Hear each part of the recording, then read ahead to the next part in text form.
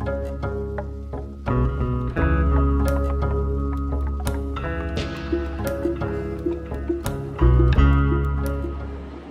we live our lives, we always are outcome dependent because we are taught that that is the way to live life. We never think that, and it doesn't even occur to our mind that whatever we set our mind to, whatever we want to achieve in life, we also set a end expectation to it. We set a starting point and then we also set a ending point, and then there is an expectation of how that ending point would be. That itself births the possibility of pain as well as pleasure. But what we want is only one kind of possibility, which is the possibility of pleasure. But we think that we are above the law of nature because in nature it is just the same. If there is pain, pleasure walks hand in hand with it. If there is love, hate walks hand in hand with it. For example, out of pain in life, there's always something which is birthed. A child is born. When mother goes through excruciating pain of childbirth, but after that pain, there's something which is growing. There's life out of that pain. This is how pain works. Even in life, whenever you are in pain, and when you come out of that pain, you always end up in having something, an experience, a learning, an opportunity, or some people can look at it the other way that they are completely destroyed. But there is something which you always have at the end of the tunnel when it comes to pain. The two opposite experiences in life, which we think are opposite to each other. We think that hate and love are opposite to each other. We think that pain and pleasure are opposite to each other. We think happiness and sorrow are opposite to each other, but it's the same emotion. It is not different. We human beings, for our understanding, have named these emotions separate from each other, but in nature, in reality, where there is no language, where there is no concept of human perspective, but it is a nature perspective, it is a universal perspective, it is just not human perspective. There, pain and pleasure are absolutely the same thing. And the mother example is something which will help you understand and grasp this a little better, because I understand it is tough for everybody to understand what I'm speaking right now, because we literally live in a bipolar manner. We are divided from the inside.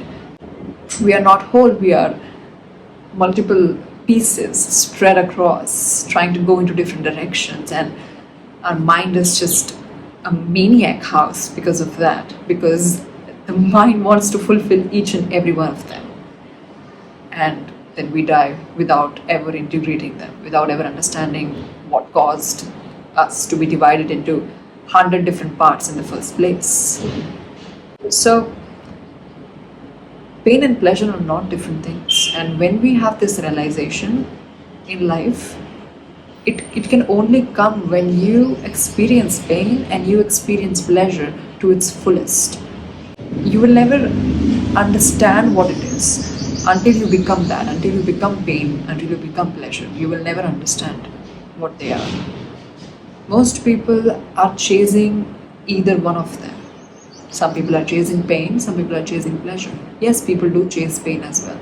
They might not know that they are chasing pain, but their subconscious mind, which is even more powerful than your conscious mind, leads them to live a life where they are chasing pains, and from many lifetimes they are chasing pain, and they never realize that this is a pattern that they have formed and they have to get out of it.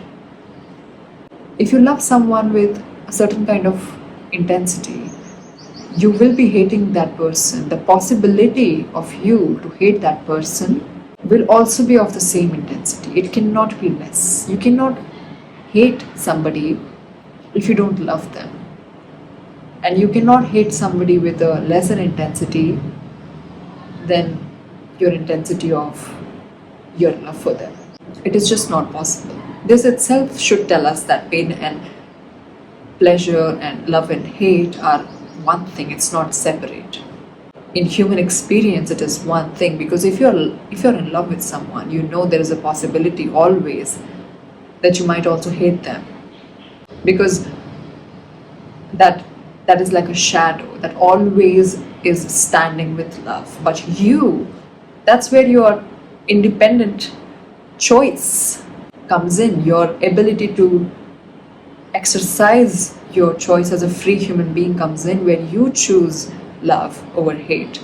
But that doesn't mean the possibility of hate is vanished. It doesn't mean that. It is always there. And the acknowledgement of this wholeness of emotions, these two extremes which we have created, which has created a divide inside us, if we are able to realize this in its totality, that actually pain and pleasure are one thing, love and hate are one thing, you don't need to do anything, you just need to acknowledge this. And when you acknowledge this, when there is a inner knowing, inner realization, you stop chasing anything. You stop chasing love and you stop chasing hate. You become like a vessel. If pain comes, then pain comes. If love comes, then love comes. If pleasure comes, then pleasure comes. If joy comes, then joy comes.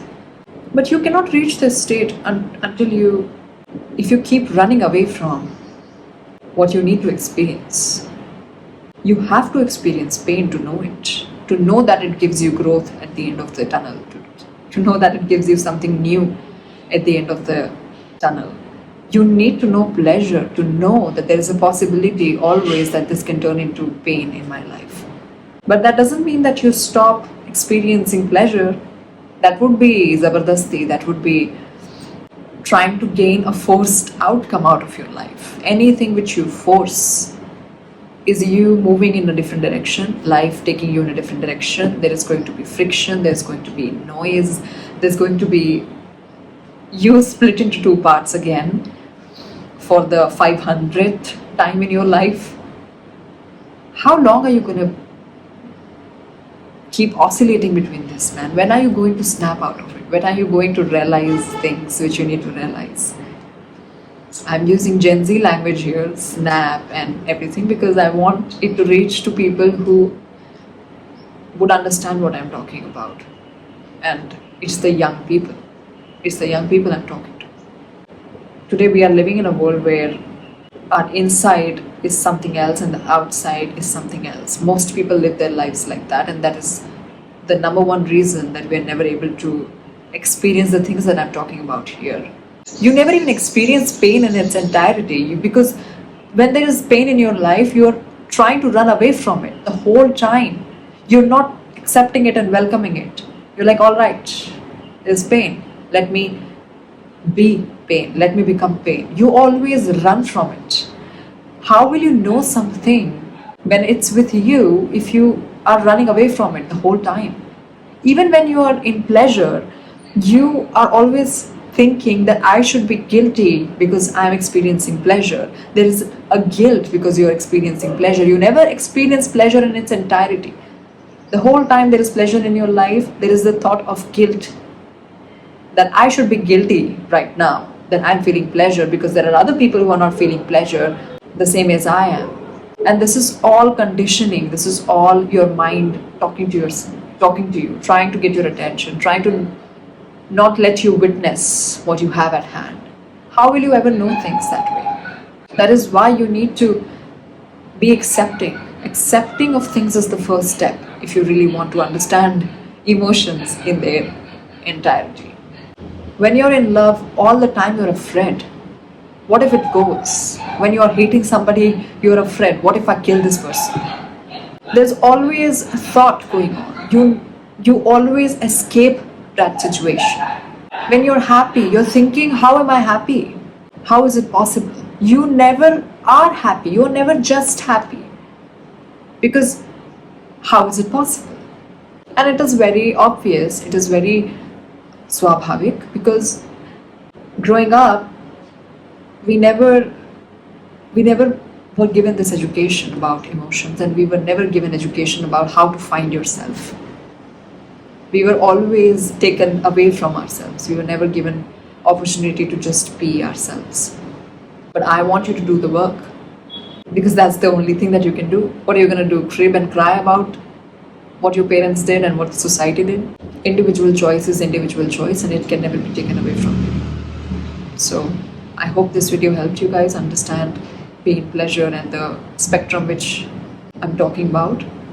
And I hope next time there's a little more awareness inside you when life is throwing different outcomes at you.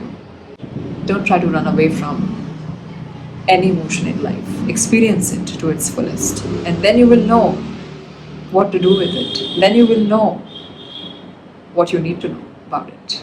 It can't be put into words. That's why I don't have words to say what is the end outcome. I don't have any words. There is no vocabulary, no language. Thank you.